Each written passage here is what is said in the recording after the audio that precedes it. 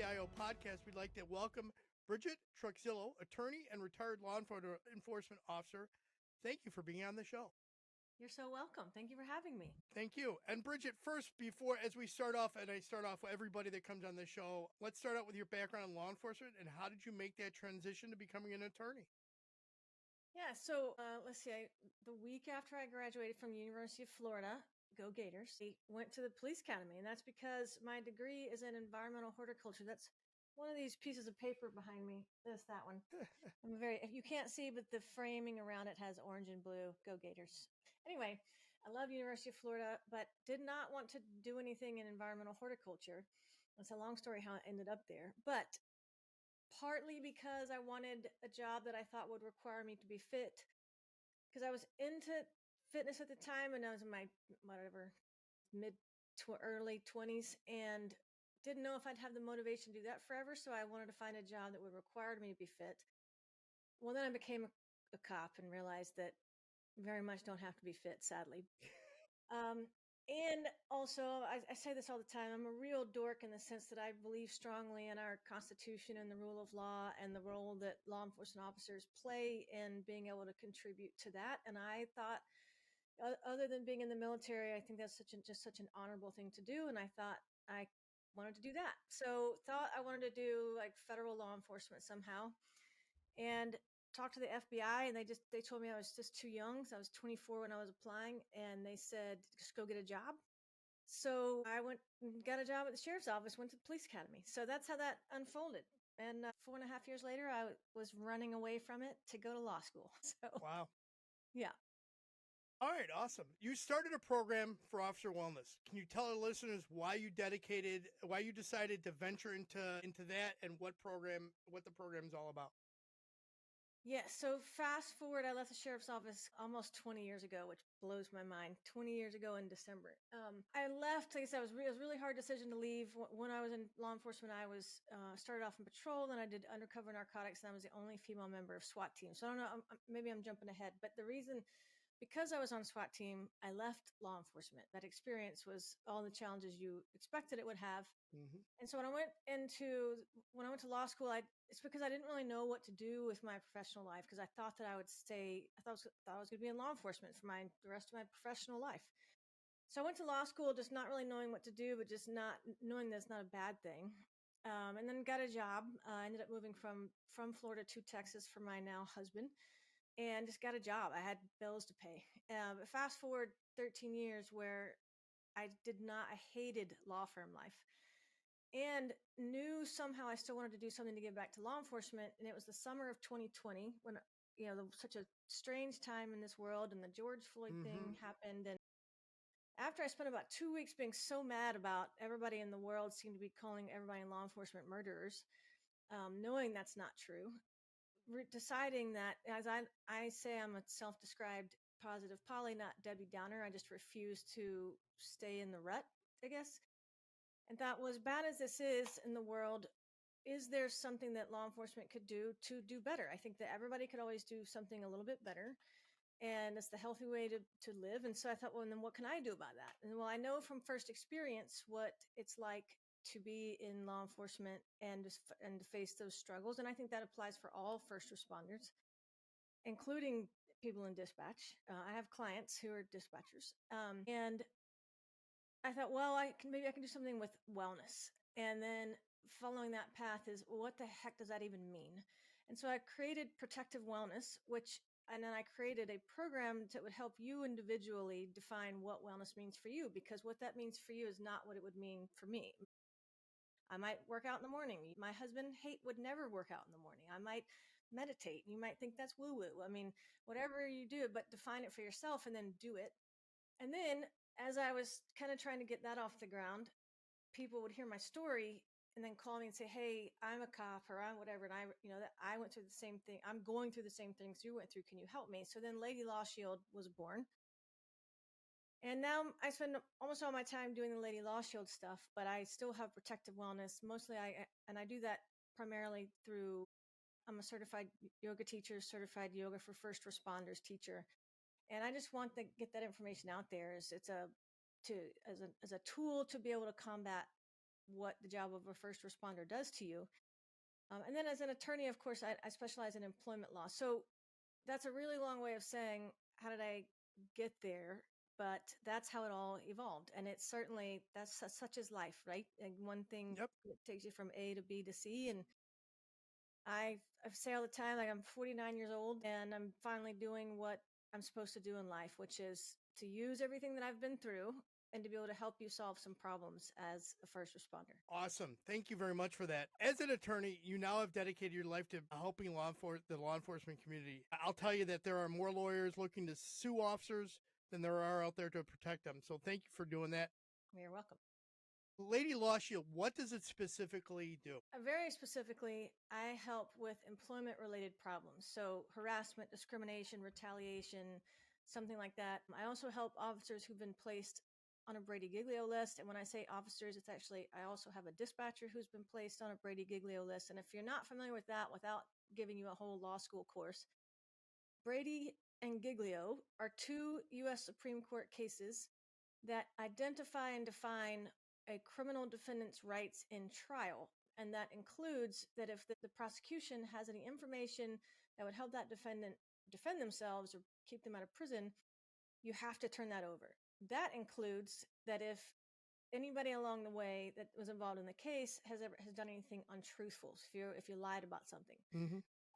then they're required to turn that over to the prosecution. Prosecution then has to turn that over to the defense. Basically, what they'll do is they say, hey, this officer or dispatcher, which I thoroughly disagree that dispatchers should be on a Brady list, and I'm working on it. But hey, this person is a liar. We will not be using this person to testify in any case. Well, then if you cannot be used to testify in any case, you can't bring charges for any cases and you can't do your job as law enforcement. So then they get fired.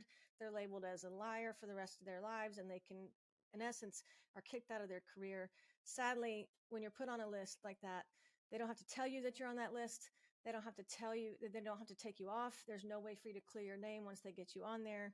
And over and over and over again, I have people call me, say they give me their story, and it is not a Brady situation. It is nothing untruthful. And so then we put together a plan. It's kind of a PR plan to try and get them off. So I'm very specifically employment related matters. And yesterday when I was presenting at a conference, one of the questions was, and I get this question a lot, is, well, I'm an FOP or I'm in a state union or so whatever. How do you differ from my union? Or what if they tell me I don't have a case? Then I'll say, number one is union attorneys don't do employment law. They'll advise you if you're in trouble or you're being disciplined, or they can help you with that part of it. But if it gets to the point where you need to file a EEOC claim or put your agency on notice of some harassment, discrimination stuff, they don't do that part. And so I often work with union attorneys to work on that side of it that I do while they're working on the side that they do. So I'm certainly not saying your union attorney is no good. I was in a union and I would still be if I was a cop. But so that's how I help very specifically in the first responder world. I'll tell you, when I was in law enforcement, when I was an officer and we had a union, every time from the officer side of it, and then when it became management, and I would see these attorneys come in very poorly prepared. Most of them certainly did not know current case law was an interesting one. And I always paid for extra legal services that so I could protect myself.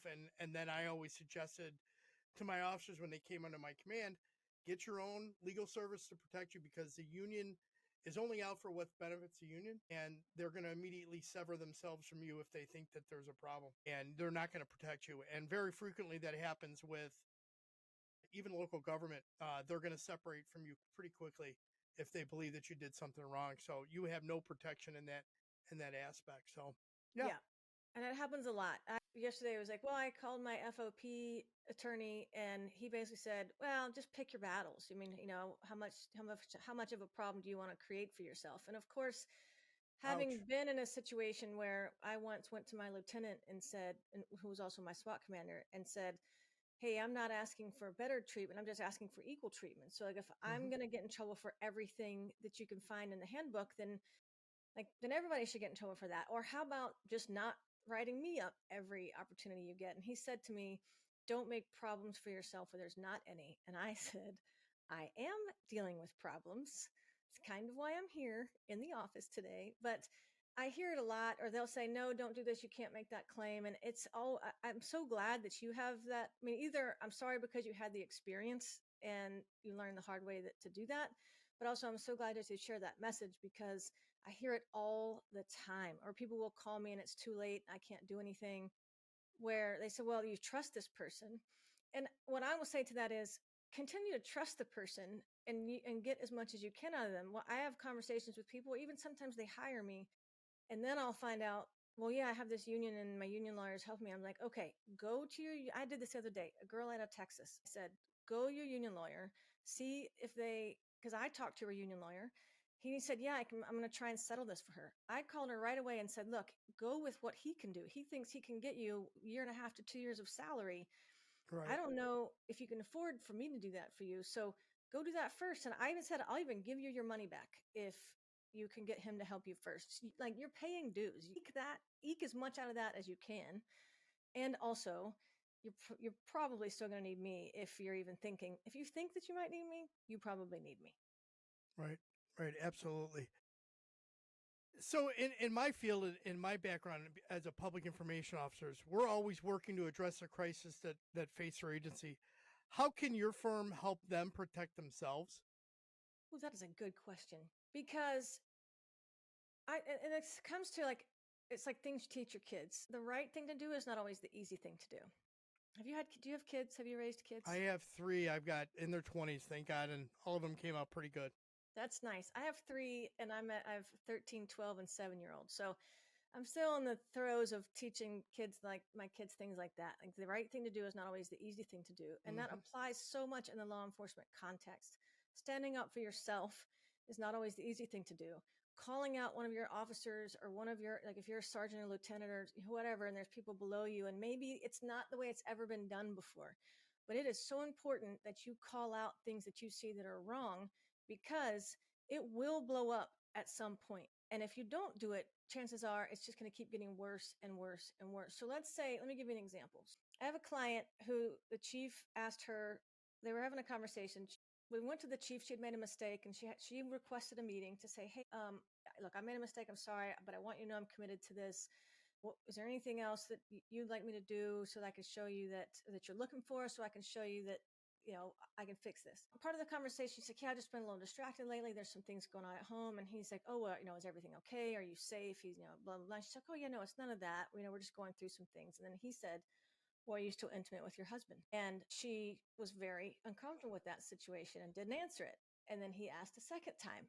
And then finally, she kind of glossed over it and tried to move away into a different. Well, she ended up reporting it because she was so uncomfortable with it, because she already felt like he was targeting her anyway as a female. Well, we come to find out 1 year prior, somebody else in the city, which is a small department, so within the same department, you have like City Hall on one side and the cops on the Hmm. other side.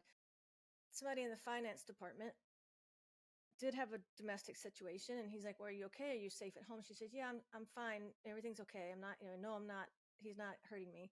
And he said to her, well, are you still intimate with him?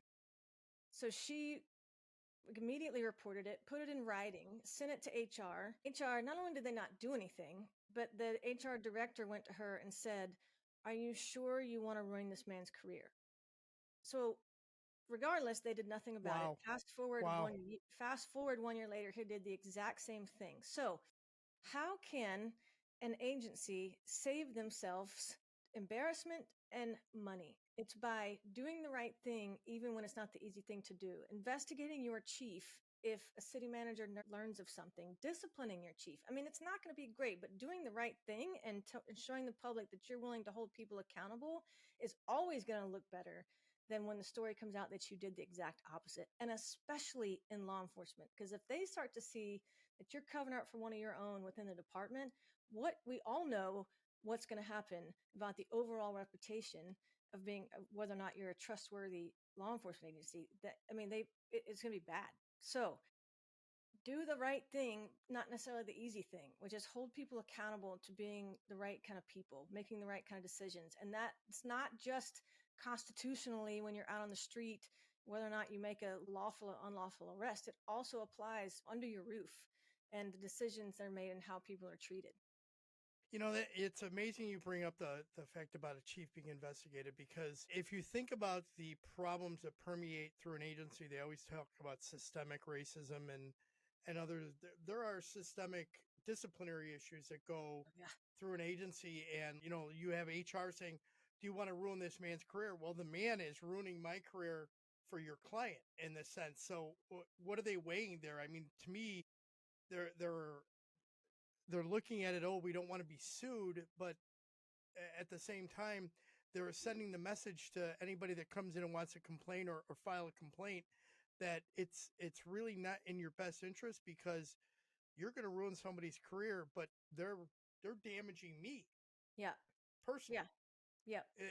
It's really, it is something to be said about the systemic way that HR and management sometimes does things in order to overall protect the agency in what they think is the best way, and it's not necessarily in the long run. You look at like what happened in Cleveland with the Scorpion unit, or not Cleveland, shoot, in Lexington, Kentucky, with the Scorpion unit that beat that man up. Oh That yeah. the officers were just convicted. How many times had that unit been investigated and nothing was ever done about it, because they were doing the right thing about stopping crime? Yeah. Yeah. Yeah, All it right, has so it definitely has go amazing ahead. spillover. Yeah, I mean, it has amazing spillover effects. I mean, we've all done it. Like the first time you arrest somebody, and you can tell like it's the first time they ever committed a crime, and they got caught, and you just that look they have over them, and they're not. Maybe they're so sick with themselves, or they just look like they're going to throw up because they've been so freaked out about it. But the more that they do that, the less it starts to affect them, to where that crime's not that big a deal to them. And I just think that that's how it always goes. When you do the wrong thing, it starts to feel less wrong over time, even if you still know this is the wrong thing. It just doesn't feel gross to you anymore. So it has an unbelievable spillover effects. But yeah. Bridget, what kind of cases specifically do you handle at Lady Law Shield? Well, one of the questions I get a lot, including yesterday, I got the question at least twice. I help people nationwide, not just within my state, which is Texas. Well, I live in Texas. I have a hard time defining myself as a Texan per se, even though I've lived here for a very long time now. But so I help people on a nationwide basis because the issues that I help with are federal laws. So whether that's the EEOC or FMLA, the other day I was advising somebody out of Illinois. It was a national labor relations issue because they had some I feel like he's being retaliated against for his unionizing efforts. Mm-hmm. We don't have those kind of things in Texas or many other southern states. But if it's a federal law, or if it's federal case law, I can advise and help. Or if I file your EEOC claim, I can do that for you. So I help with a lot of it is harassment, like I said, discrimination, being treated differently than or in a disparate way because you are because of your race, your gender, your religion, which I don't get that many religion cases, age. There's a couple more. There's if you are in the definition, what that's called is if you're in a protected class. That's a legal term of art. But then I also help with officers who are on a Brady gig, or anybody who's been put on a Brady Giglio list. And when I get that one, I look at it to see did they use the Brady list as a harassment or discrimination tool, or if not, then I look at I sort of do like this public relations campaign, like all the people we can reach out to try and make people aware of what's happening and getting rid of good cops and making your communities less safe and trying to get you off the list. So, or if you're retaliated against for like workers' comp claim. I have a client, and it's a guy. The majority of my clients are men, just by virtue of the fact that it's still a majority of men in the field, in the career. He was injured on the job, mandated training, had surgery, didn't work, had to have surgery again. Some of the guys around him, and sadly this happens, that started to think, oh, you're still on light duty, you're milking the system, you're weak, you're a sissy, that they use different words for that. Ended up basically a sexual harassment case, and how some things they put in his desk and things that they did and said, they took it too far. He ended up notifying HR that he felt like he was being retaliated against for taking workers' comp, and he filed and put them on notice of the sex discrimination and or harassment, and then they fired him. So that was Nice. then also a retaliation case. So In general, I say harassment, discrimination, retaliation, FMLA, ADA. If you don't know what those letters mean, just send me an email. I'll tell you what they mean, or Google it. No, that I know exactly what those are, but thank you. I appreciate that. Bridget, I am a strong proponent of public information officers getting their own self-care. Where do you see officers go wrong with their own version of self-care? I mean, primarily it's the I'm fine, I'm fine, I'm fine. I don't need I don't need any help. Um, the bigger one is where I would say that you do need to talk to somebody, whether that's you're reaching out to somebody in your department. If you have a really great employee assistance program, do that. Sometimes that includes that you get to talk to a therapist. And what I mean is, I think sometimes you actually need to talk, whether it's your priest or just somebody that's not your wife, mom, best friend, because they're not equipped to help you with that. But you're putting that burden on them, and they love you and they want to help, but they don't know how. And yes, talking with a friend or something can be good, but long term, because this job does things to you that last a long time, to me it's that I think they're ignoring like going to talk to somebody. Or I will say yoga, because the yoga for first responder program, people say I'm not doing yoga, I'm not flexible. I'm not doing yoga because I'm not going to go sit with my legs crossed and burn incense. And I say great, because it's actually none of those things, because what it actually does is help you process stress and build resilience and increase performance. So and you know, when you look at yoga that way, you think, oh, I could do that. And so I think it's having a very narrow vision of what what wellness means, or what tools you are in your toolbox, and expanding that view, and really looking at like, no, you really do need to take a proactive. And I mean, I've had people and clients say, you know, I thought it was okay until I wasn't. And, you know, the anger is a big issue. Sadly, as we all know, alcohol can be a big problem.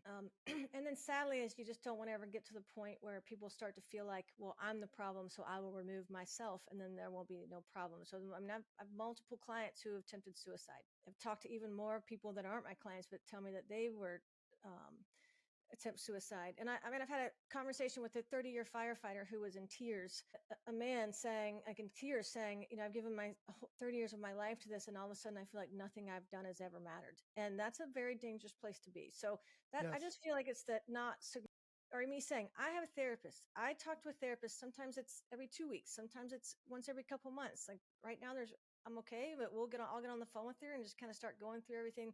And I will say, I mean, people are like, oh, but you're a girl and that's what girls do. Like, well, BS. No, I do it too. Trust me, I I think see a that therapist.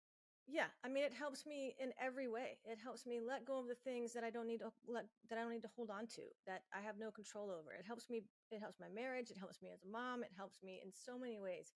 So I feel like that's a bit, that's where we're missing, is just taking a very narrow view of, oh, you're in a critical incident. Oh, we're going to go make you get some therapy 3 times, check the box. Okay, that's done. Like, no, it's so Right. much more than that. It's so much more. Absolutely. I completely agree. And from someone coming from a department where we had 2 officers commit suicide in 10 years, I lost a friend from the academy through suicide. I known several other officers that have attempted suicide, and Chicago PD, which is known for the number of suicides that they had last year alone, was a staggering number. It's officers need to realize they need to seek help. They need to stop thinking that they have to have that stiff upper lip and we're tough men, and go get the help you need, and get the resources that you need to, Hmm. be around for your family and your kids, Right, because because it's someday you won't be in that job anymore, and you want to be right. able to function as a human being for yourself and for everybody that loves you. Absolutely. Bridget, years ago, I had a supervisor that told me I can always forgive a mistake of the heart, but not one of the mind. In today's environment and the scrutiny of officers' actions, that is something that departments can no longer do, right? I think I would need, as an attorney, I will say, well, that depends. I think I would need I knew something you a were little going to bit. say that. Yeah, I think I would need a little bit more specifics. I think in your job, you know, let's say that we put it in the context of like qualified immunity. Like, how does it work, or whether it applies to you? I mean, that basically qualified immunity is, did you make a decision in that particular moment, given the training that you've had or should have had with someone of your level of experience? And that's where it becomes, yeah, the heart and mind can make a difference. And that's where it's like, what did you know or should have known? And that's a legal term of, Hmm. that's a legal phrase, and it's a term of art that's regularly used. And so that's where I think it can come is like, or maybe it's like a can't do or won't do. And those are two very different things. I can't do it because I'm not equipped, because I don't know how, I've never been taught, or I don't know. Or is it a won't do? Oh, I know, I'm just not doing that anyway. And then I think you can also get a lot of overlap between the heart and mind, where the heart can really be very powerful, or are you in such a bad mental health state where you let your emotions just get over, take over, where you're not able to flip the switch. And I mean, I was just recently reading some case law on something, like one of my clients, I can't remember what, where they specifically, the officer lost, and it's that they said, look, you should have been able to turn that switch off, and you didn't, and you just kept going, and you let your emotions get the better of you. So I feel like the one can overtake the other, in very much the conversation you and I were just having. But I do think that law enforcement is very much under the microscope now. And I do want to say, I don't think that's a bad thing. I don't think law enforcement being under a microscope is a bad thing, because, and I've started saying this in conferences, keep in mind what you're legally allowed to do. You are legally allowed to murder, kidnap, false imprison, battery, assault, theft. Like, you take things from people, you take their money, you take it away from them, and you go put it somewhere else. I mean, everybody else will be charged with that. And so that's a lot of power. So I do think you always need, and I think you as a human, as a law enforcement officer, a first responder, in whatever way and whatever power you have, that's why you've got to do that. Wellness can't just be getting therapy after a critical incident. It's got to be, what are you doing outside of work? Who did you let go of? In what ways did you give up pieces of yourself when you became a cop that you need to go get back, be a part of again? Find some friends that aren't cops. Like, I made that mistake. I made all my free time was hanging out with the people I worked with. And I think part of that was just being young and dumb. I would have eventually gotten you're over around it. people that have similar thoughts that you, and similar personalities of like you, and experience the same things that you're experiencing. So it's a kindred thing, and it's safe. It's comfortable. And I think, I've heard people say, don't be friends with cops ever. Don't go out with cops ever. I don't agree with that, as I think there's value in being with people who understand what your world is like. But I also think, because of the power that comes with, especially being a law enforcement officer, you've got to have other things. You've got to be able to put that job in perspective. I could not agree more whatsoever. We talked about this briefly before, but workplace accountability is something that frequently causes issues with departments. What are your thoughts about agencies not being accountable? Hold on, I got a second part to this. And in this age of where hiring is so hard, it's so difficult to get staff nowadays. Every agency I know has got hiring issues. What are your thoughts about that? And I think about this officer, the sheriff's deputy in Sangamon County, Illinois, where he killed the woman that he showed up to for a what she said was a prowler, and it turned out she was having a psychotic episode, and she had a hot pot of water on the stove, and Yeah. the officer shot her thinking that he was going to be killed, With the hot and that water. was his excuse. But it turns out that the sheriff's deputy had all kinds of warning signs that should have been found in the hiring process. Okay, so the first part of the question was, Accountability within the agency. I know we mentioned this already, but what are your thoughts on it? again, doing the right thing is not always the easy thing. And pushing somebody through the hiring process when you need people so bad, but you just, like, I would just feel like if you were to go back to whoever pushed that stamp of approval on it, on that person, probably been like, I know, I knew. And sometimes as cops, it's that spiny tingly sense, or just that gut feeling. I mean, I remember one time I was getting ready to go on a buy. I was doing undercover, and it was Oxycontin or oxycodone peels. Can you tell I'm from the South? Just kidding. Pills. Sometimes it slips right out, Robert. I was going to buy some oxycodone, which is a very, you all know it. It's a strong painkiller, but it's supposed to be time release, and so you chew it or you can burn it, and all the bad things with it. Well, the people who get addicted on it, they bad things. So there's a guy that had already robbed at gunpoint several pharmacies, and he, of course, been let out on bond. And he was out doing the same thing. He was out selling OxyContin, and the girl I was buying, we suspected she was getting it from him. And I was on my way. I called her. We were on our way. We were all rigged. I was bugged up, and we were on our way to go buy some. And I was meeting her at her house. And I called her, and she did not sound the same. Something was different. And then I heard somebody talk, and I got off the phone. I called my sergeant, and I said, or I think she said, and I was like, so and so. And she's like, oh, yeah, he's here, but it's fine. Don't worry about it. I got this horrible feeling. And I called my Mm, sergeant, and I said, hey, sergeant, I've never had this feeling before, but I do not like this feels bad. Like this feels wrong. I don't want to do it. Cause I was doing the undercover. I was going to go into this house with mm, my backup not close enough with a guy who we know owns a shotgun and pulls it on pharmacists regularly. I don't know about you, but I don't want to be the on the other end of a shotgun blast. And so he's like, yeah, it's up to you. Yeah, I support you if you don't want to go. So we didn't do it. I called her and I was like, no, I'm not doing this. Or maybe I didn't call her. I don't remember. But I think it's that kind of feeling. And so, somebody probably had that feeling. But going back to, do I think that they are exposing themselves to liability? Because I've been in civil litigation for my entire legal career, meaning, are you exposing yourself to liability either one, criminally, or two, civilly, which means money, which mhm.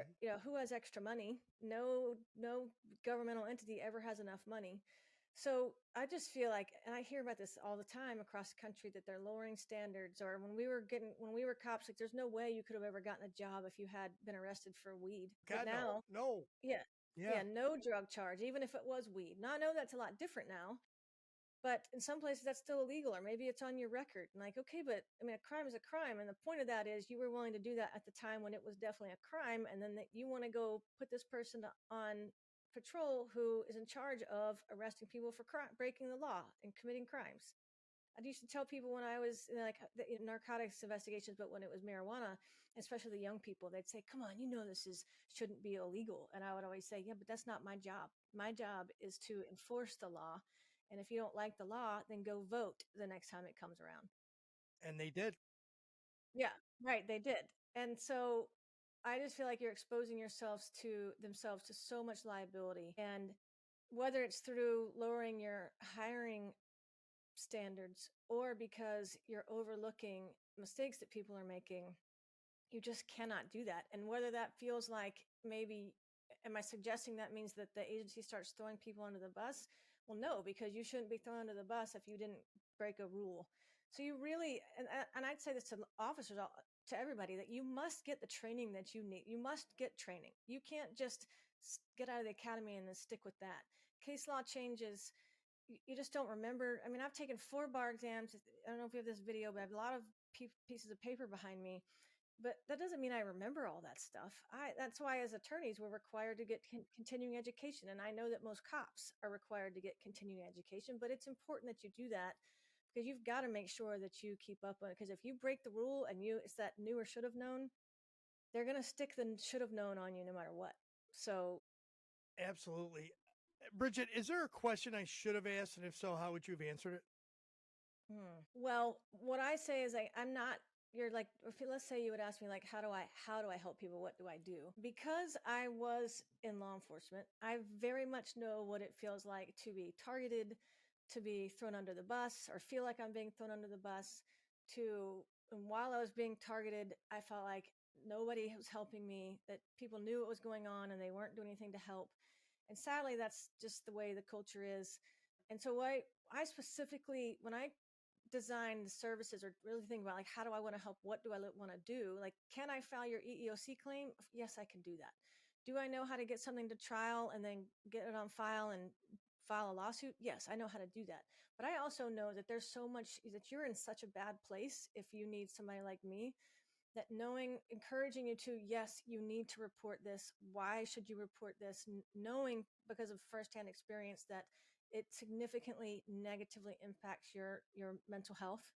And it's infecting everyone around you. I bet if you're married, your wife or your husband knows every single detail about every single problem that you're facing. Or the opposite is that you've clammed up so tight that they're freaking out because you don't talk anymore. And so what I really do is I encourage, and I say, like, sign up for my newsletter, because I consider my newsletter to what I call it tactical employment law training. Tactical in the sense that the reason why you train with firearms or you do your driving training so much is so that you can know exactly how to do that without thinking about it when the poop hits the fan, or you're in a gun battle and your gun jams. You want to be able to know how to clear that without thinking about it and shoot again.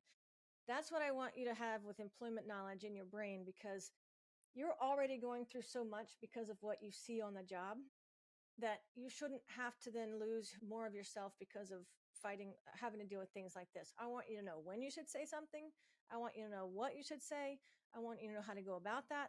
And then, yes, I think you should hire help for that, because I know how to say it. Also, they're going to ignore you. They are unlikely to ignore me. But I want you to have the information that you need, because I know how I felt, which was very alone. And I know from my hearing people across the country talk about it, that, like I say, they consider that they ended up thinking, well, I don't matter. Nothing I do have ever done matters. And I just don't want that to be the case. So what the question would be, like, how do you help, or what do you do differently, is, do I know how to file a lawsuit? Yes. Do I think that you need to file a lawsuit when you come to me? Maybe not. But there's other things that I can do for you and ways that we can help so that you can start to feel better about it. Right. Absolutely. All right, Bridget, let's switch it up. Rapid fire questions. You ready? Okay. Ready? Yes. Texting or talking? Talking. Book or Text. movie? Book. Coffee, tea, or energy drink? Coffee for sure, but can't do it late because I'm getting too old for that caffeine stuff. Adult drink of choice? I would say yes. I'm just kidding. But I like wine, beer. I'm pretty simple. I don't like very many mixed drinks. So wine, beer, or margarita. What would be your superpower if you could have one? Ooh, I ask my kids this a lot, whether it's flying or teleporting. Okay. Ask permission or beg for forgiveness? Okay, I'm a ridiculous rule follower, but I would want to say ask for forgiveness. But once I break the rule, I freak out so much that I would say I lean towards the ask for permission first. What place you most want to travel to? Well, next year I'll be 50, and I'm hoping that we can go to Italy. So that's the Nice. answer. What's your favorite way to relax after a long day?